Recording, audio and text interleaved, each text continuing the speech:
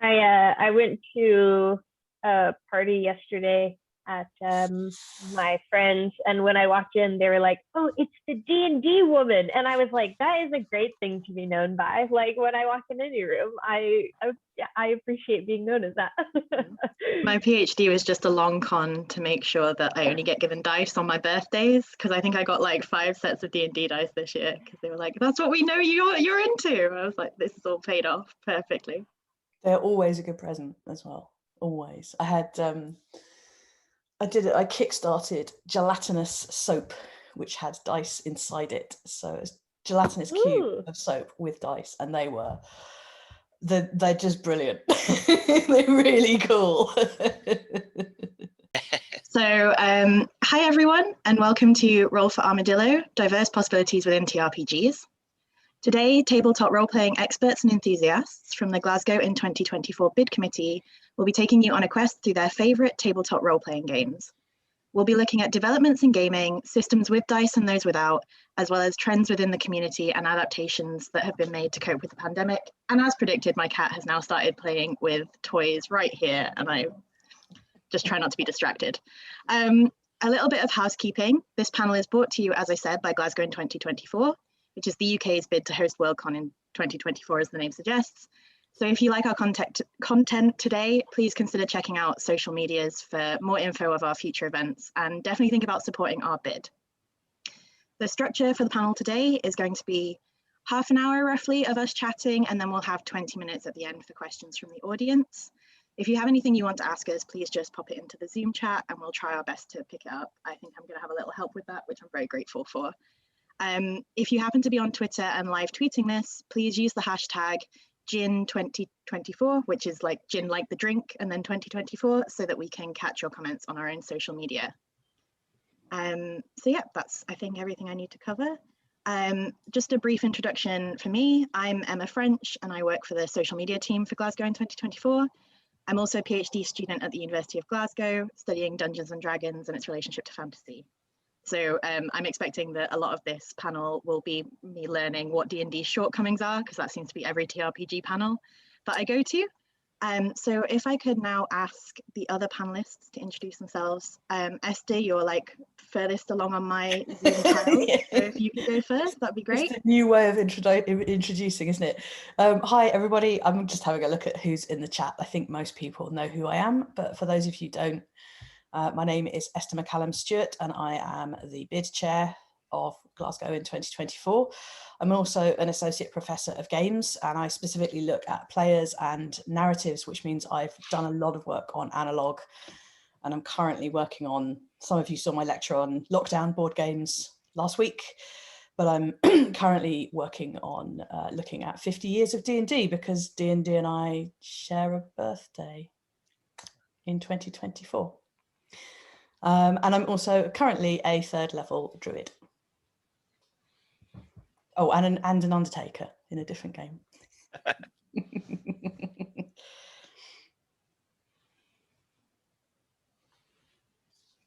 Sorry, I was too busy typing my own comment.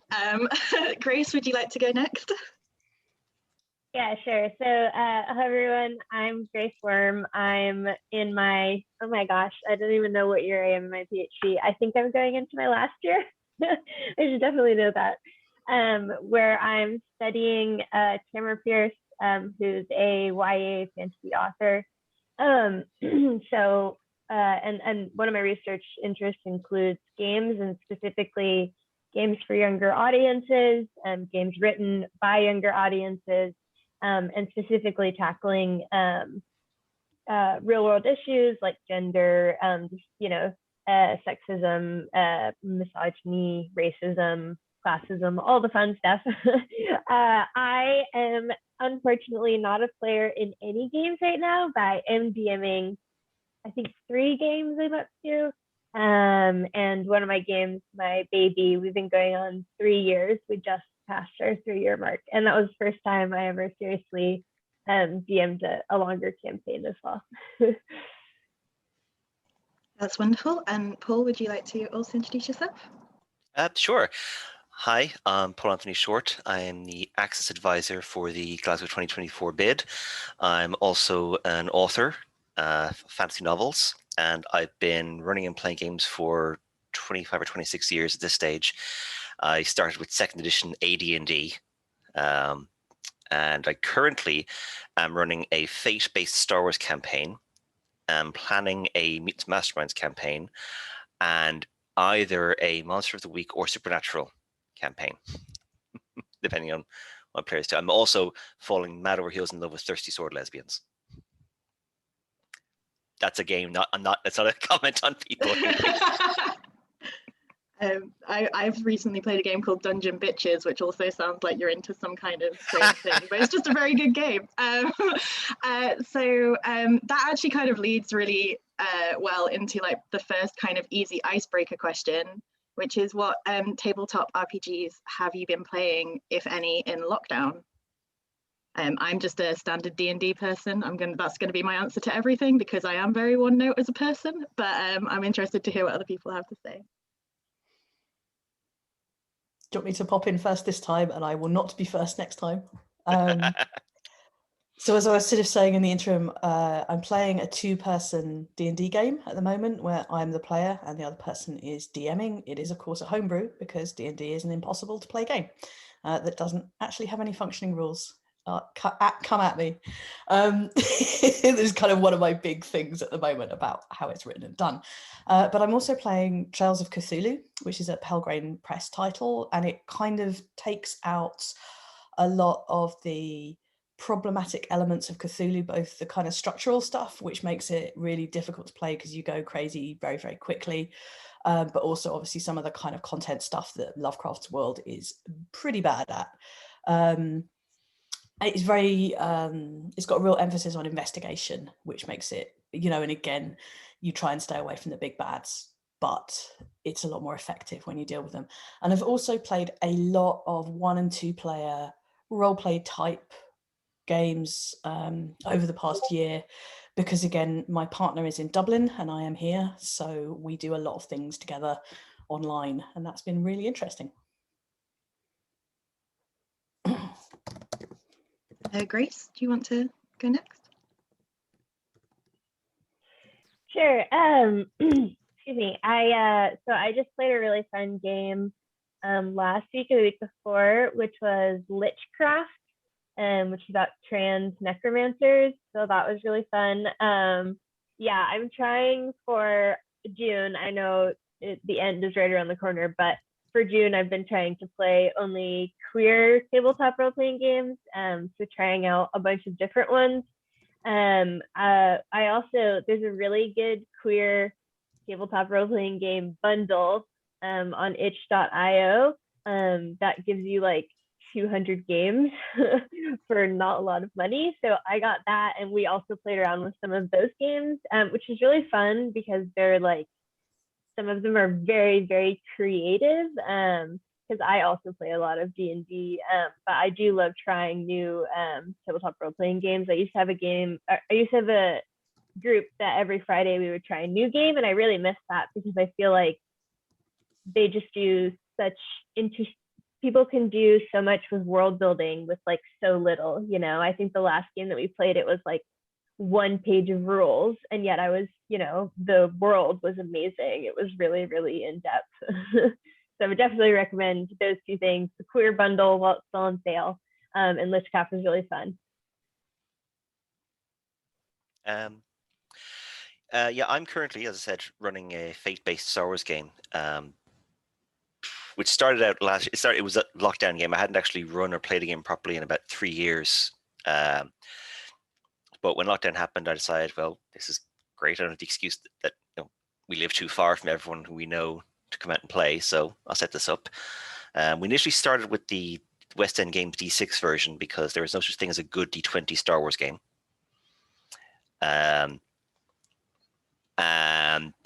But then it started to get to a point where we were, interesting enough, what the players wanted was going beyond the scope of what the D6, the West End Games game could do, because it's very much a lower powered kind of a game.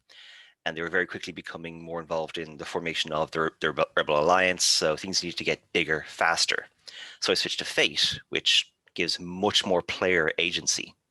to do things. But it's a big shift because it's less, it's less your traditional GM versus the players mode, which I detest, and much more. You're not so much playing your character as you are your character's author.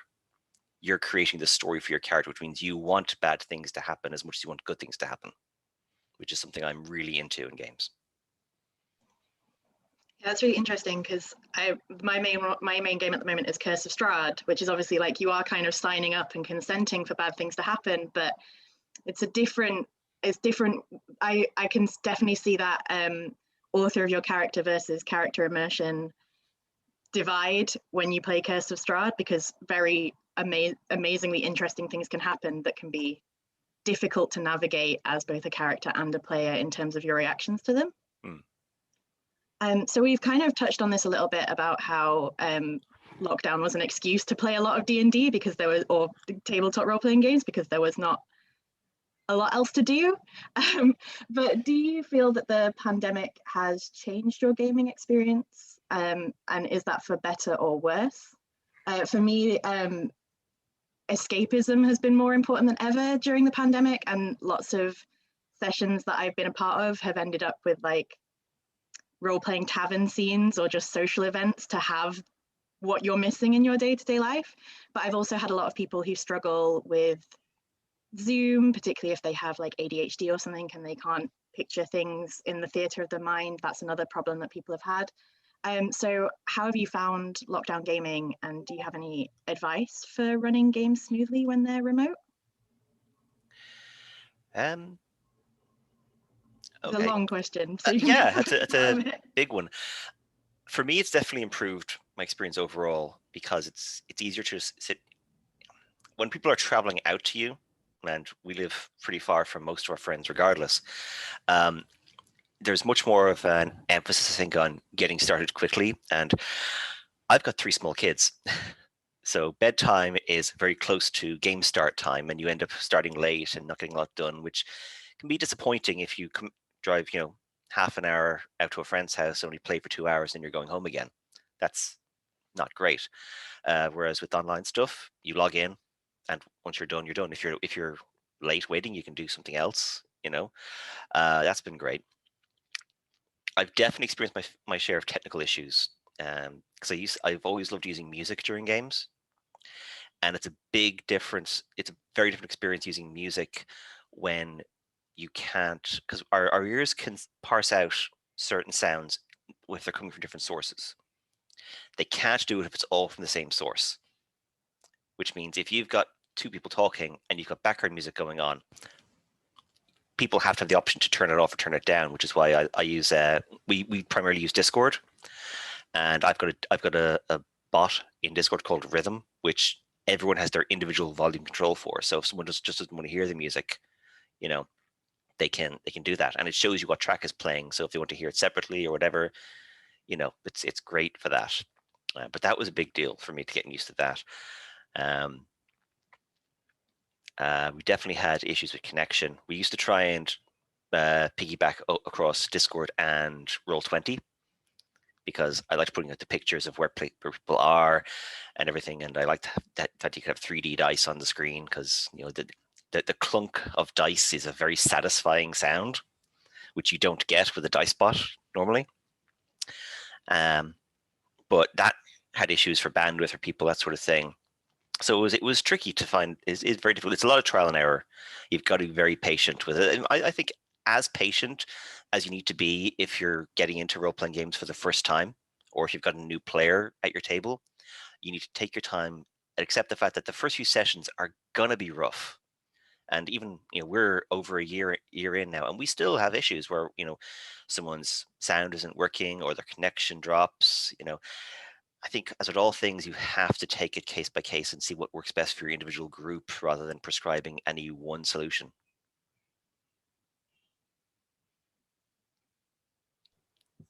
Go ahead. So I've actually just had a quick look at so I've actually talked about this last week at Punctuation 2, but it's kind of part of the research that I've done. And I think, Paul, what you just said is super fascinating because it mirrors literally everything that I've found, which is first of all, people don't actually particularly like role-playing face-to-face online. I had a student who did some research on this, and he actually found, everybody kind of started in the way that you described. It started on Zoom. I think, Emma, you also mentioned it. It's not great if you're neurodiverse, and actually Trials of Cthulhu, again, session 0, the first thing that we negotiated was where we were going to do it, and we decided to do it on voice. And I think that's particularly useful, actually, if you have characters that are presenting in a different way from the character that they're playing. I found that really, really interesting. But basically, the research showed everybody rushed off to D&D Beyond and Roll20, and then they all kind of came back to Discord. And actually, people found it a lot more difficult. So sales dramatically shot up, but they also shot up in physical aspects. There's a 30% rise in sales in the last in the first quarter of 2020. People just literally buying miniatures and dice and expansions. Tasha's Cauldron of Everything that had like record sales as a D&D expansion, but it had record sales in both the virtual version and the online version, because people wanted physical things to hold, and like we've all just been talking about dice. So I think that's really, it's really interesting just to hear that story completely borne out, like again. But the music, like, that's fascinating. I'd forgotten using music. Like, Oh, I mean, it's brilliant in Star Wars, because as soon as you cue up the right, piece of music, they hear, oh crap, that's the Empire, we're in trouble now. You don't have to say anything. I mean, Star Wars was the first thing I ever used music in. And it's a visceral, emotive. Nothing you say as a GM is going to replicate that brain response of we are now in trouble, because it's faster than you can talk. Yeah. And I'd never thought of it coming from one source either, because you still can't put a set of speakers on the other side of the room. Really interesting. Makes notes. Yeah, I think that what you're saying about music hall is really interesting, because I've found that that's true in other things as well. Something that I've really struggled with is one of the games that I DM is quite a large game.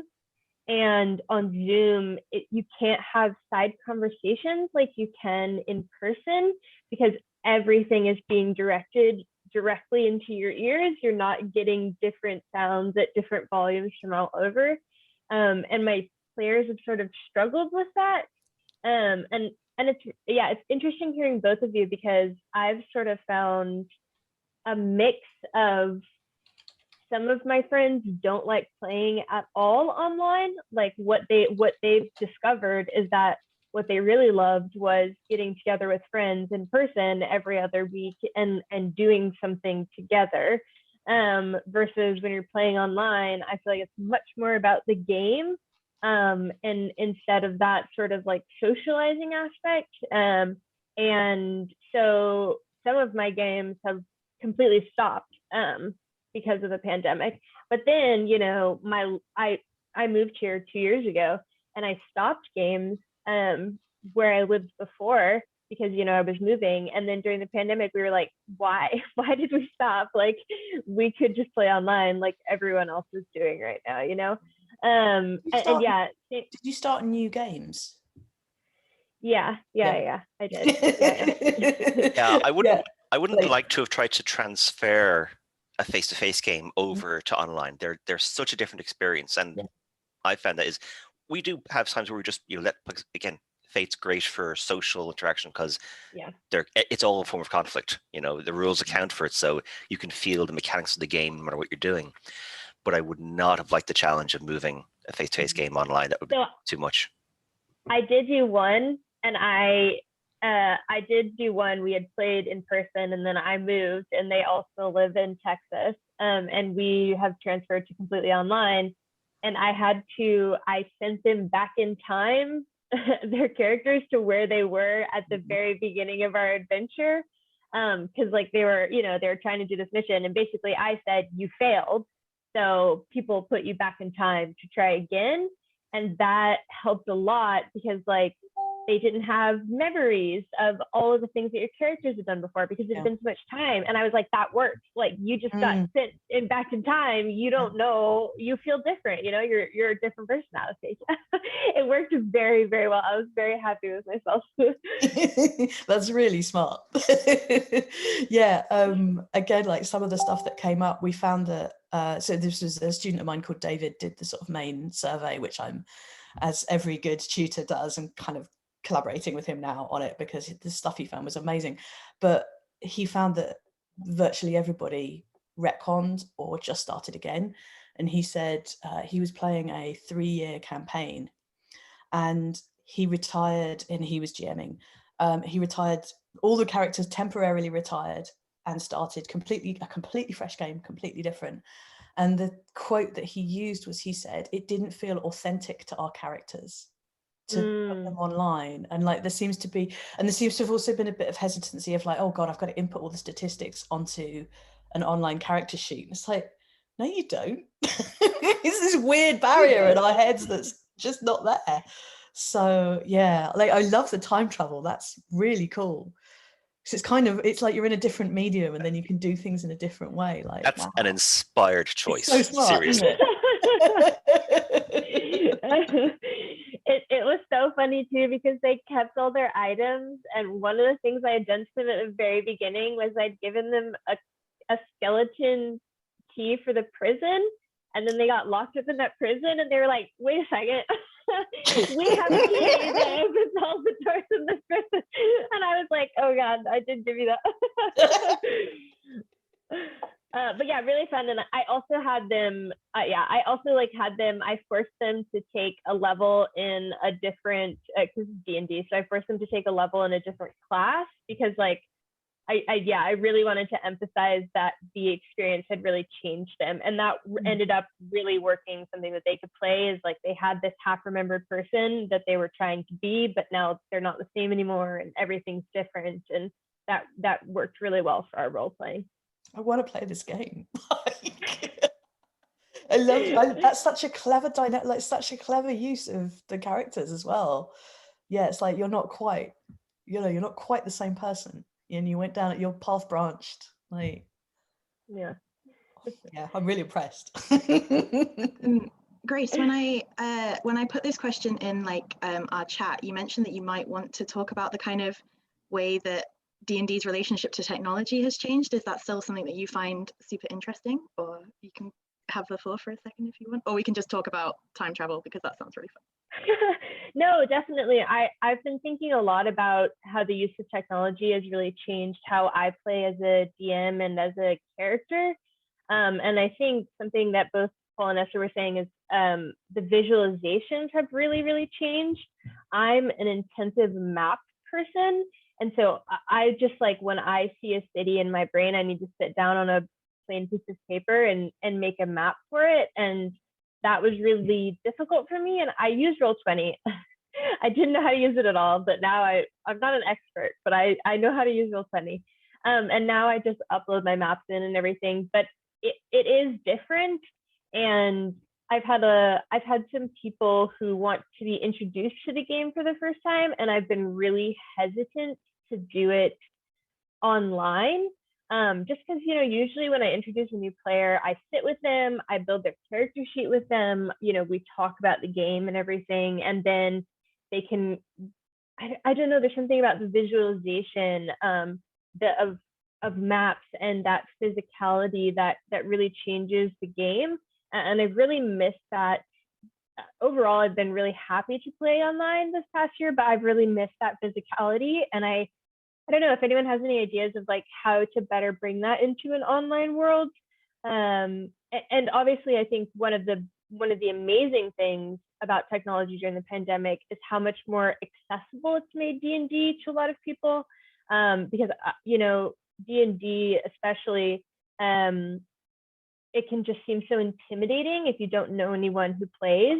So getting into that, and that's a really, really hard thing to do online. But the good thing is that it's made it so much more accessible to people. You can get on and play a game. with somebody who's halfway across the world, right? We all know that, but it is amazing.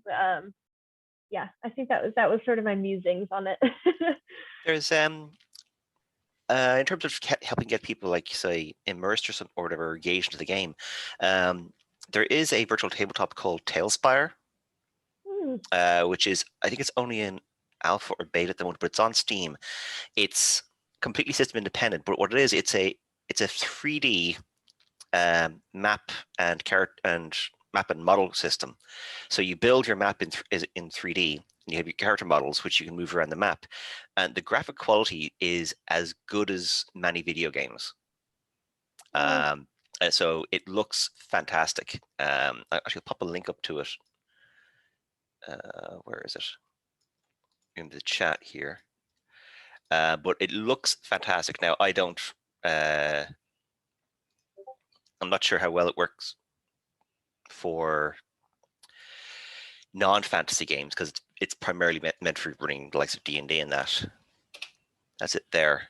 Not just showing you images. Yeah, scroll down a bit and it'll show you some of the graphics. Like, it's got 3D dice in it that you literally, you click on them and the dice pick up in a bundle, and then you roll them. It looks gorgeous.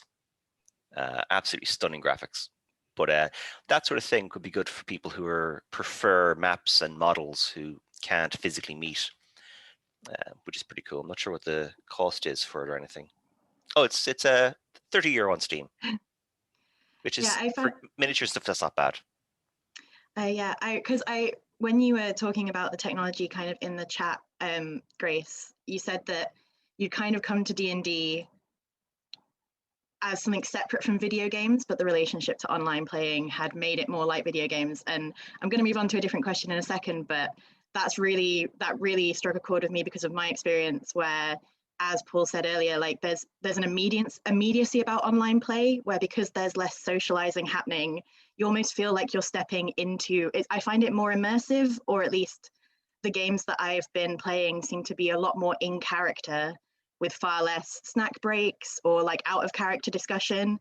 Everything is very much, you've come into the chat, you are now that character. It's a very different experience from playing in person. So very interesting how the medium has changed my game experience. And I think other people have said similar things when I've asked them, but yeah. So I'm gonna do one more question from my document before I move on to Ruth's question, just because we did kind of have a pointed title for this panel, which is Diverse Possibilities Within TRPGs. So I feel like it's quite hard to have this panel without kind of touching on the debates within the TRPG community about inclusivity and equality of racial minorities, disability and accessibility, which we've touched on, and like LGBTQ+ communities within the TRPG kind of sphere. So I did want to this might be my last question because it's a big one, but do you have any examples of how kind of growing social justice awareness has changed the TRPG community or gameplay? Like, do you have any examples of games that might have made leaps to becoming more accessible? I just thought we should probably bring it up given the name of our panel. Okay, so like, I know there's been a lot of Kickstarters, and there's been a lot of stuff coming out in the last year or so, but I think there's kind of two aspects to this, and one of the things is, again, the fact that 25%, now I've got it wrong, 60% of players are under 25 now. Yeah, and that's European players. I was just trying to dig up the stat for it, and it's it's only 11% are in the 40 something or over, which is, so it's not a game that's played by, let's say, old people. I will include myself in that. It's played by people who want a wider experience. And it's also, if you look at the way that podcasting and webcasting is presenting games, it is deliberately trying to play inclusive games. Doesn't always get it right, is trying. And there's a kind of, I think there is sort of two things that are happening. The first thing is, and this is, I can just take this example from me playing last week, is I was playing what turned out to be one of the little stories from Candlekeep Mysteries, which is 17 little intro games for D&D players. They're really short and sweet. They're basically designed for new players or low-level players. And it's you go into this kind of circular library, and it swirls downwards. It's got like 3 levels. Now, I'm not going to spoil any more about the story. But the person that I was playing with said, you get into the elevator. No, you walk down the ramp that circles the entire building. And he was like, this is actually a 17 series set of stories, which is meant to have the first accessible dungeon in it. I haven't played this dungeon. It really irritated me that one of the other dungeons wasn't accessible as a result. But I think kind of the first aspect is players are done with it. Like, again, my students actually have to my students have a course where they learn to play and DM Dungeons and Dragons, and they have to write action reports as their coursework.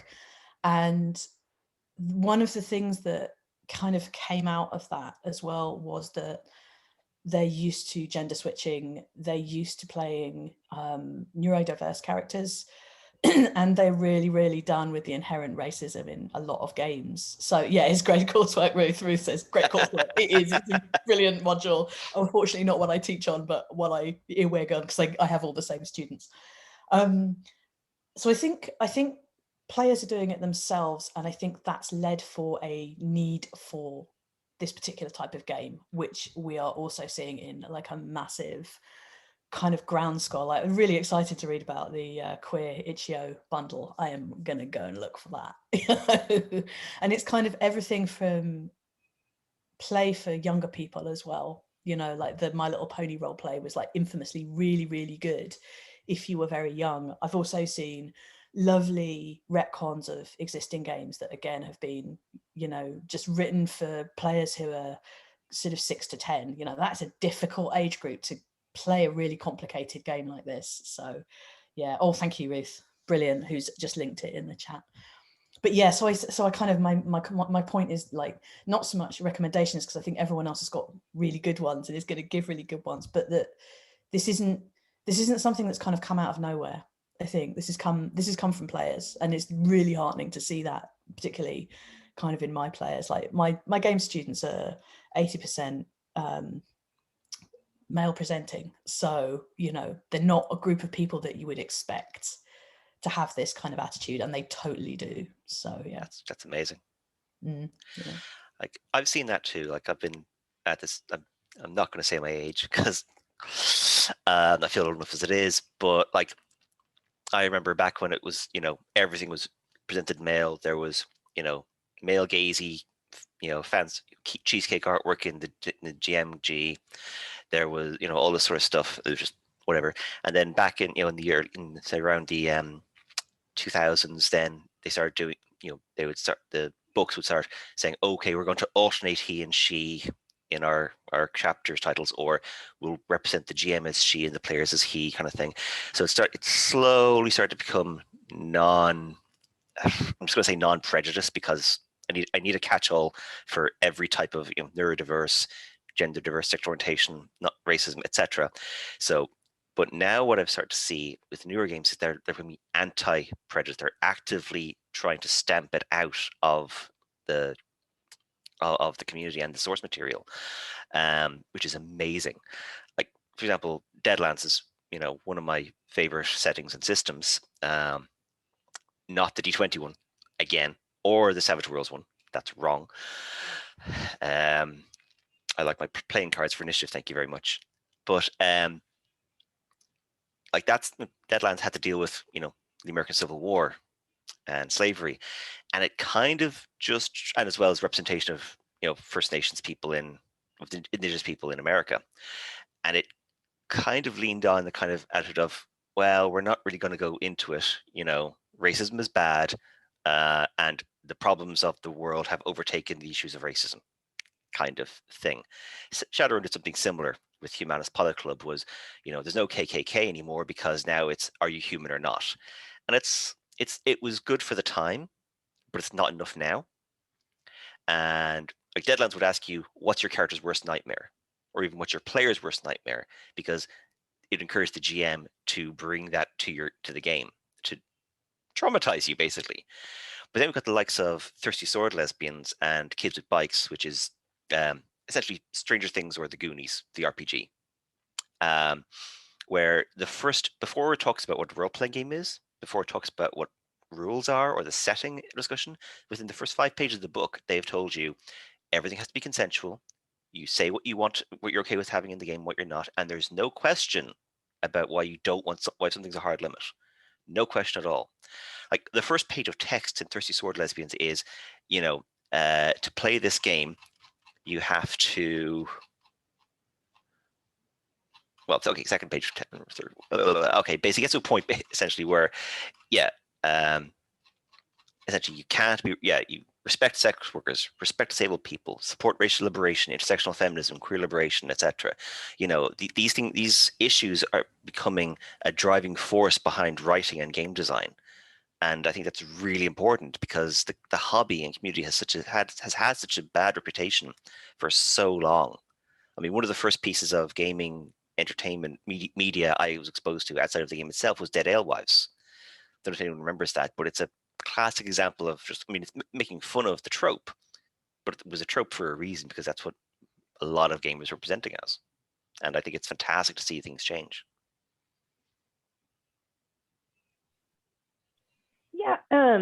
I think for me, I've had a really interesting experience with D&D because up until quite recently, I had only ever played homebrew, which Emma was talking about in the comment. And so for me, D&D was a really inclusive game that did tackle questions of diversity and representation. And it wasn't until I did play a game that was produced by Wizards of the Coast, and I realized, how problematic things are. And I think about the games I create, my big game now, I made a decision in my world to really change what racism means, and it's very complicated, but it's more based off of, it's very complicated. But I also, I have characters or NPCs that are different races who are, can be couples, you have, I try and represent that in my game because that's the type of person I am. And I find myself writing plot points that really interrogate these things. I mean, I really upset my players once because one of the, baddies that they were looking for is really bad, right? Like he had raped people. He was cruel. He was terrible. And that was a very emotional game for us. And, I said to myself, this is supposed to be a fun game. Why am I drawn to writing plots like this? And it's what, I'm experiencing in my life, what my players are experiencing in their life, what we're experiencing in the world around us. And I found that D&D was such a good way to work out those things through different characters. I think, I really love what you were saying, Paul, at the beginning of that game, where it's like all of our players, you consent, you don't have to explain yourself on hard rules. I love that. I think that should be at the beginning of every single game. Yeah. Just for me, like I had no idea that D&D looked this way to other things because I wasn't creating worlds where, orcs were big dummies and tieflings, everyone hated tieflings. Like that just wasn't a part of any world that I had played into, and we weren't using those stereotypes. So I just didn't really see that side of D&D for a really long time.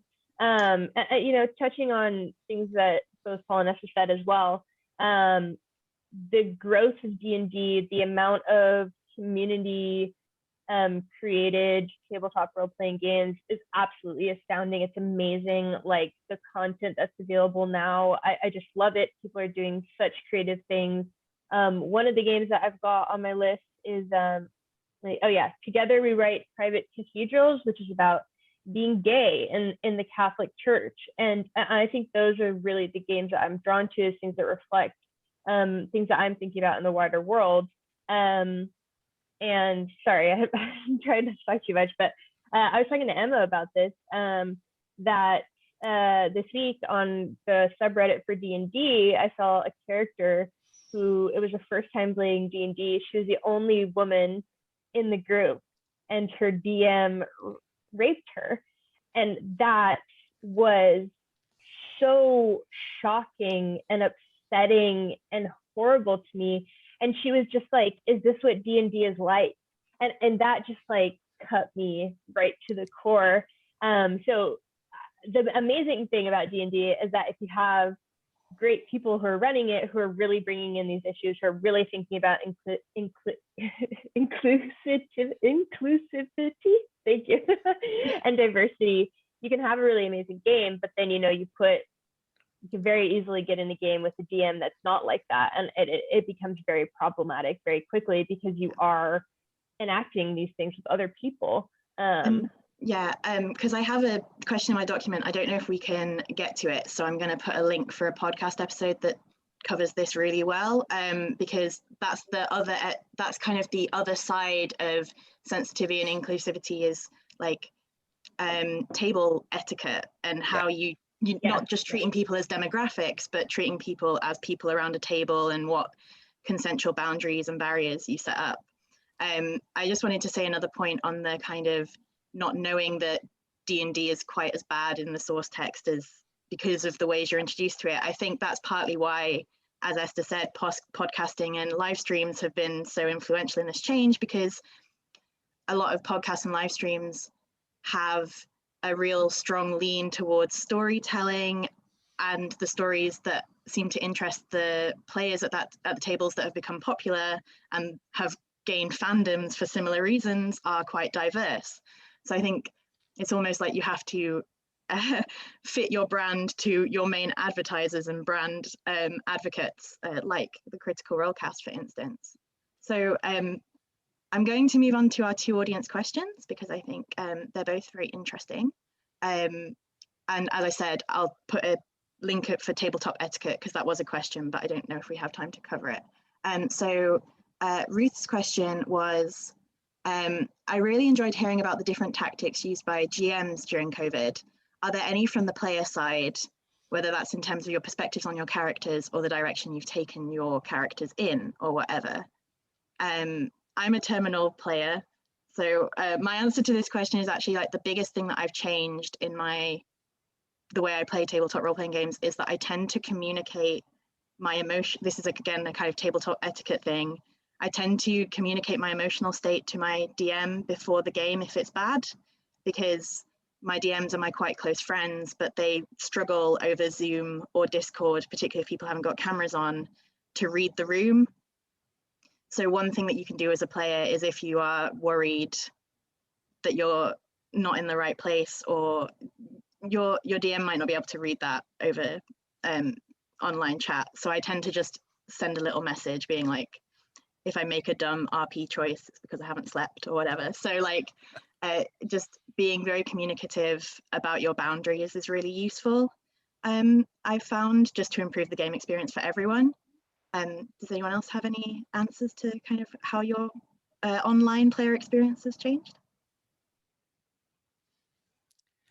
I'm a terminal GM, so I rarely get to play. I am playing in a fortnightly Meets Masterminds game, which I'm basically Iron Man in a wheelchair. I suppose the main thing I've done is, if it looks like there's a rule, someone's gonna start getting bogged down in rules, I will basically preempt it and find the rules so the GM doesn't have to. Because if you've got a PDF open, you can search for exactly what you need to find. And if you're not the focal character on the scene, it's, help your GM out, go find the answer. Or even, obviously, if everyone's arguing over rules, not great, but maybe suggest to the GM, okay, look, when I'll go look for the rules if something comes up and you don't want to stall the game, I'll go check it for you if I'm not the spotlight at the time.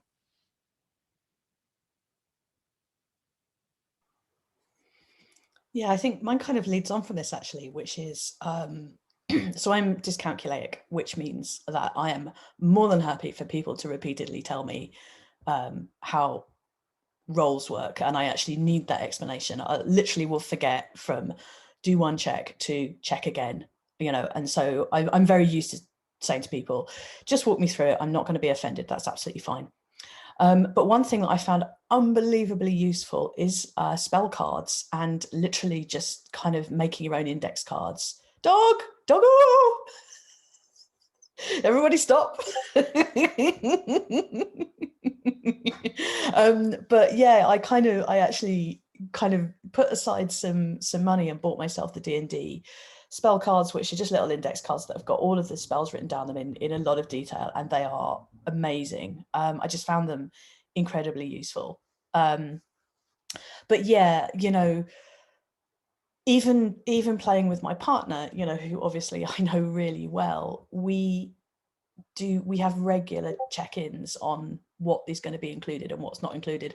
And also, because it's a 2-player game, then I've got like a team of NPCs who are kind of my party, so we sort of talk about management of them as well. How are we going to deal with these NPCs? Who's going to run them? Who dictates what abilities they get?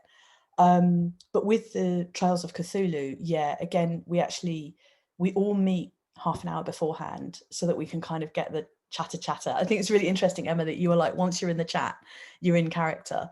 Whereas actually when we're in chat, we turn up and then we talk a bit and we get ourselves out of the way. And then 8 o'clock comes, and then that's the curtain, that's when it switches over, and that's really interesting. But again, that includes discussions of things that we might not want, or really mundane stuff, like which you can see in person. If somebody comes to your table and they look sad and unhappy, you will be asking them like, what was your day like? So there's actually quite a lot of like internecine engagement of like, are you okay today? Are you tired today? I fell asleep last week. I was so exhausted. And I only woke up when I was asked what drink I wanted in the bar. And I woke up and shouted, "I'm awake, a gimlet!" And realized I probably didn't need to be playing. And the rest of the players dropped character and they were like, go to bed, like, but again, that's something that you can kind of see. So yeah, and kind of Emma's saying, I think it's because we haven't made the time to schedule that socializing or that debrief. It's actually a takeaway from the panel for me to bring to the GMs. Yeah, like we found it it's just nice. It's just nice to know what people are doing, how they are. So yeah, anyway, that was a bit too much from me, sorry. No worries. Grace, I also think of you as a terminal GM from what I've talked about you before. Do you have any player advice, or should I? There's another question in the chat and I just want to make sure that we don't overrun, but do you have anything that you wanted to? I just want to say a couple of things. First of all, online with what you said about these spell cards, best thing I have done is I purchased from D&D several of their monster cards. I would go and get them, but then you would all see them in sweatpants, so it's fine.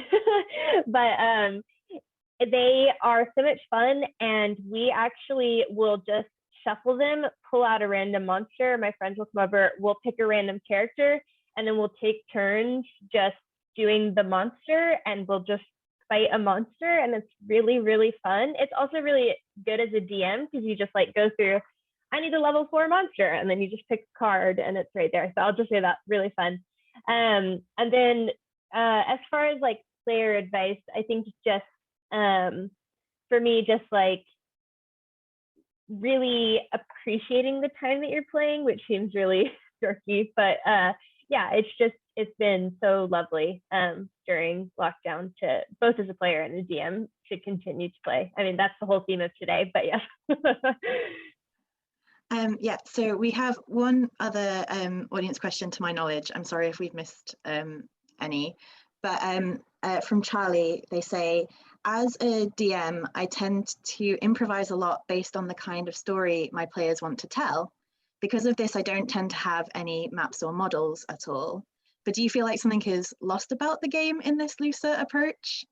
I mean, my instinct is no, because I feel like sometimes improvised moments are the best moments in any tabletop system, but I'd love to hear other people's thoughts. Well, I take the I learned a lot back in the my early days from the Feng Shui RPG, including the map is not your friend.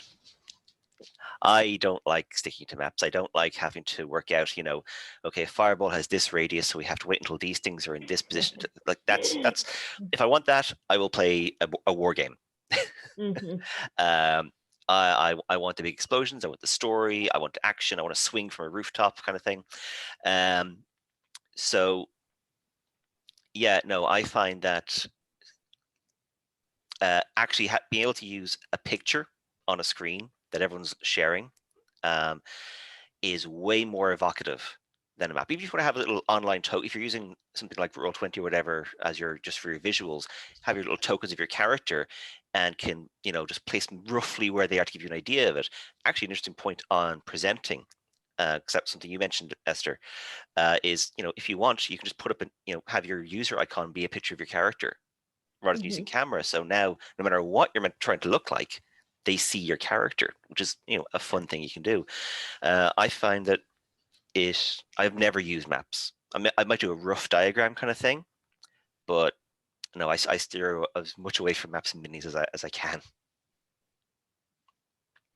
For me as a DM, I am a crazy planner. That's in all of my things in life. I have to have notes, and I do feel I'm not as good of a DM when I'm improvising, but I played with a DM for ages who would go in and have, you know, 3 bullet points of what was going to happen in that game. And he was an amazing DM, you know, he could just do that. He had all of the knowledge in his brain that he could pull out. I am not that person. And definitely as games go on and plots get complicated, my players will be like, that's not what you said 2 weeks ago about this thing. And I'm like, oh my gosh, this is why I need to write everything down. So yeah, there's of course there's nothing like every person, every GM, it's just your style, right? There's nothing like that. But yeah, I have like, you know, I've like written books for my players. So I have like pages long documents when I go to GM. Yeah, I mean, it's naff, but there's no proper way to play D&D.